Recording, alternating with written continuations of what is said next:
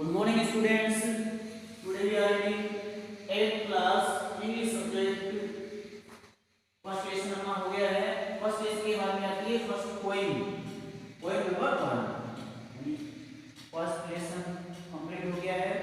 उसके बाद में पोएम आती है और पोएम का नाम है the ant and cricket. And का मतलब चींटी, चींटी एंड क्रिकेट। क्रिकेट होता है, क्रिकेट ये खेल नहीं है।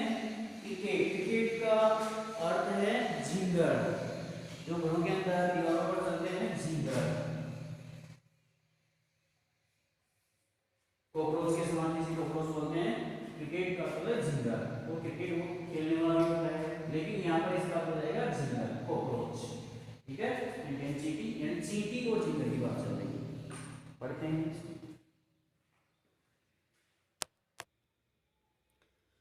द एंट एंड क्रिकेट यानी चींटी और क्रिकेट या झिंगर या cockroach. A fable is a story यानी यह एक कल्पित कहानी है। फेबल यानी कल्पित, स्टोरी यानी कहानी। यह एक कल्पित कहानी है। ओपन विथ एनिमल्स जो प्रायः जानवरों के बारे में है। एज कैरेक्टर्स, कैरेक्टर्स का अर्थ हो जाएगा चरित्र। ओपन विथ एनिमल्स जो प्राय जानवरों के बारे में। एज कैरेक्टर्स चरित्र के बारे में है, उनके चरित्र को किस प्रकार से प्रकट करती है।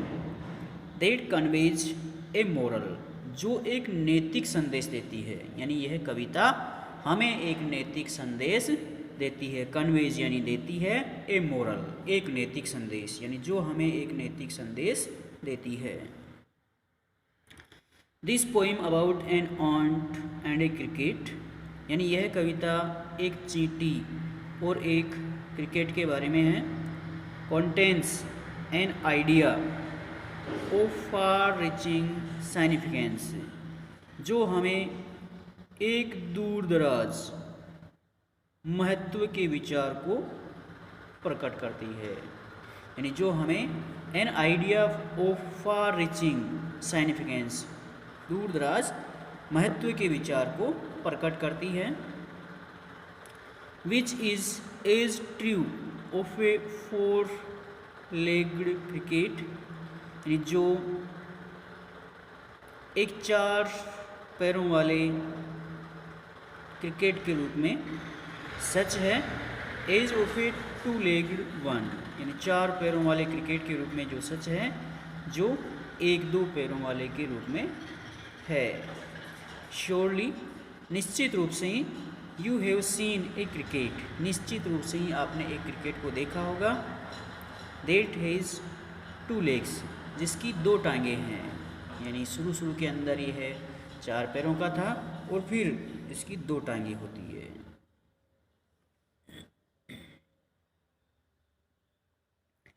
ए सिली यंग क्रिकेट, सिली का अर्थ होता है मूर्खतापूर्ण, एक मूर्ख युवा क्रिकेट यानी एक मूर्ख युवा क्रिकेट, एक मूर्ख युवा कॉकरोच या झिंगर। एक्स्टॉम्ड, एक्स्टॉम्ड का अर्थ आदी हो जाना। टू सिंग एक मूर्ख युवा क्रिकेट जो गाना गाने का आदी था। एक्स्टॉम्ड टू सिंग गीत गाने का आदी था, यानी एक मूर्ख युवा क्रिकेट जो गीत गाने का आदी था। थ्रू द वार्म्स गर्मियों के दौरान। सनी मंथ ऑफ गाय यानी गर्मियों के धूप के महीनों के दौरान।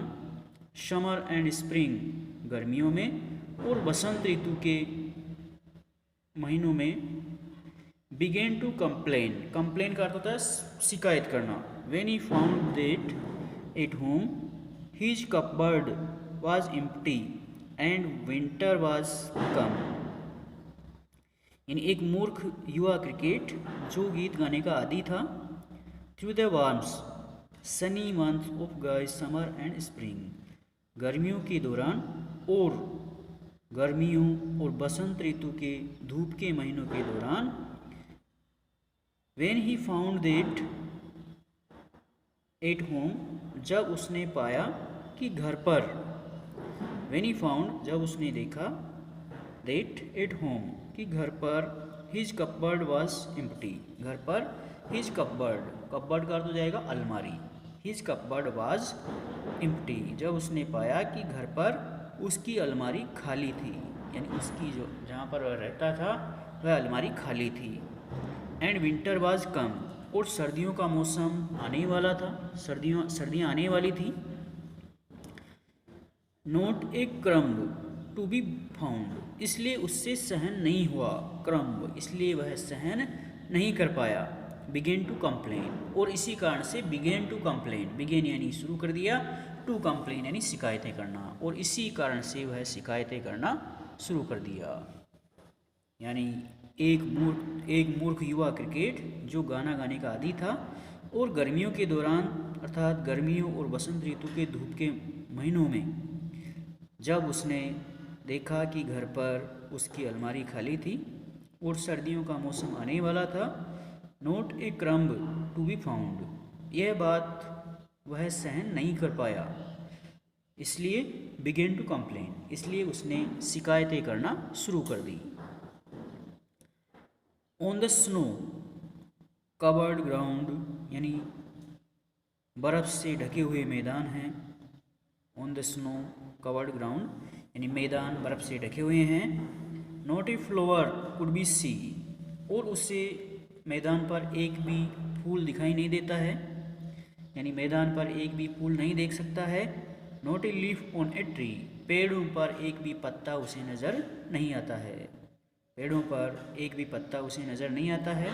ओ व्हाट विल बिकम, अरे व्हाट विल बिकम, क्या होगा। ओ व्हाट विल बिकम, अरे क्या होगा। Says the cricket of me, यानी वह क्रिकेट अपने आप से कहता है कि अब क्या होगा, यानी मैदान जो बर्फ़ से ढके हुए हैं और उस पर कोई भी फूल दिखाई नहीं देता है और कोई भी पेड़ पर पत्ते दिखाई नहीं देता है, इसलिए वह अपने आप से कहता है कि अब क्या होगा। आगे कल पढ़ाएंगे।